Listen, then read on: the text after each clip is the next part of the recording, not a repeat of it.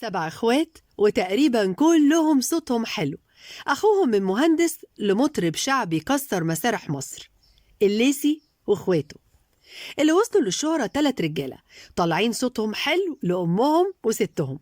أخوهم من مهندس في هيئة قناة السويس لمطرب شعبي في الأفراح والملاهي الليلية، محمود الليسي، بس مش الممثل، لا المطرب الشعبي الكبير واللي محبوب من طوب الأرض، واللي مفيش حد اتعامل معاه ولا مثل معاه إلا لما حبه وقال عليه جدع وابن أصول ومفيش في شهامته ولا جدعنته. والمنتجين والممثلين وكل اللي بيشتغلوا في الوسط الفني وتعاملوا معاه بيحبوه. محمود الليسي مش هو بس اللي بيغني، لا ده عنده 7 اخوات ما جابتهمش ولادة في الغنى زي حمادة واسماعيل، بس هو اللي ما شاء الله نجمه ضرب عنهم بالرغم من ان كلهم حاولوا وسابوا علامات في الغنى الشعبي. والتلاتة صوتهم حلو لوالدتهم وجدتهم، واللي لما بيبقوا رايقين بيقلدوا طريقتهم في الغنى وهم صغيرين في منطقة امبابة، واللي دايما بيقولوا عليها بلد الرجالة.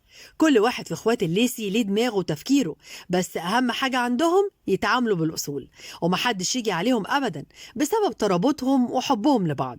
محمود الليسي بداية شهرته لما دخل في دايرة السبكي، وكان ليه فضل كبير عليه في الشهرة ودخوله لمجال التمثيل والغنى، ويعتبر هو اللي عملها وكان سبب ان الناس عرفته، والليسي مش بينكر ابدا الفضل ده. بس محمود على قد حبه للغنى وصوته الحلو اللي بيهز اي مايك لما بيقول موال. الغريبة بقى ان محمود الليسي اصلا مهندس وكان شغال في هيئة قناة السويس، وده كان حلم ابوه وسمع كلامه لما قال له خد شهادتك وبعدين اعمل اللي انت عاوزه. وفعلا اخد شهادته وبدأ يغني واتشهر وضربت معاه. بس محمود ما بدأش غنى لوحده، لا ده كان معاه حمادة الليسي اللي كانوا بيغنوا كل الأغاني سوا هما الاتنين، والفرق بينهم في السن مش كبير، يدوب 1 و8 شهور، والاتنين وهم عيال كانوا بيقفوا يغنوا في الشارع سوا. وحمادة بقى رغم فرق السن الصغير اللي بينهم إلا إنه بيعامل محمود على إنه أبوه، لأنه قعد معاه 10 سنين من غير أبوهم وأمهم، فعشان كده لما بيشوفه بيبوس إيديه ومش بيفرق مع الناس. بس محمود اتغير على حمادة شويتين بعد ما نجمه ضرب، وكمان شايف إن اختياره في الأغاني مش قد كده وعاوز يرجعه تاني يغني الأغاني القديمة. ومش بس كده، ده كشف حقيقة إن صوته أحلى من محمود، وده بشهادة الناس. حمادة ما بيحبش أبدا إن محمود يساعده، لأن حمادة كرامته فوق أي حاجة وما يقدرش يستحمل كلمة على نفسه، وعشان كده مش بيحب الشهرة وبيقلل من أغانيه عشان الناس تسأل عليه دايما هو فين، لأنه بيحب الناس هي اللي تطلبه عشان يغني. أما أخوهم التالت المطرب إسماعيل الليسي، ده بقى أخوهم الكبير واللي ما غناش كتير زيهم، بس ده اللي بدأ طريق الغنى بدري، وده بقى اللي جابها من تحت قوي، وأول واحد اشتغل في إخواته. وبعد ما والدهم ساب الشغل وهو اللي نزل يدور على شغل واشتغل كل حاجة، من سواق توك توك وعامل في محل كشري وأي حاجة حلال تجيب فلوس.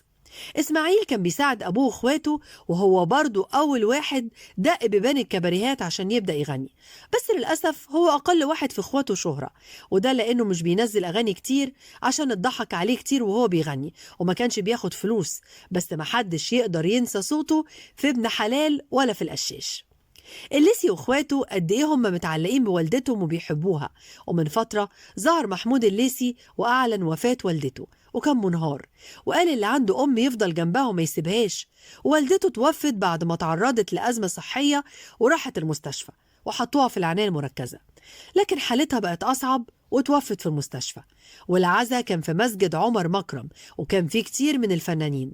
وبعد ما خلص العزا خرج محمود الليسي وعمل لايف للمتابعين، وكان واضح عليه انه متأثر بفراق والدته، وقال انا عارف ان ربنا رحمته كبيرة وانه بيسترد وداعته. انا ما كنتش متصور ان اليوم ده هيجي، بس ما فيش اعتراض على امر ربنا، لكن الفراق هو اللي صعب، الفراق وحش. ووجه رسالة للأمهات وقال أنا بقول لكل أم في العالم ربنا يديك الصحة ويحميكي وما يحرقش قلب عيالك عليكي. ووصل إن أي حد معاه والدته ما يسيبهاش لحظة ويفضل قاعد جنبها، وقال لجمهوره حقكوا عليا، أنا آسف وشكرا لكل الناس اللي دخلت تواسيني وجت عزا أمي. أسرار كل يوم، لكل يوم لون، ولكل لون حكاية.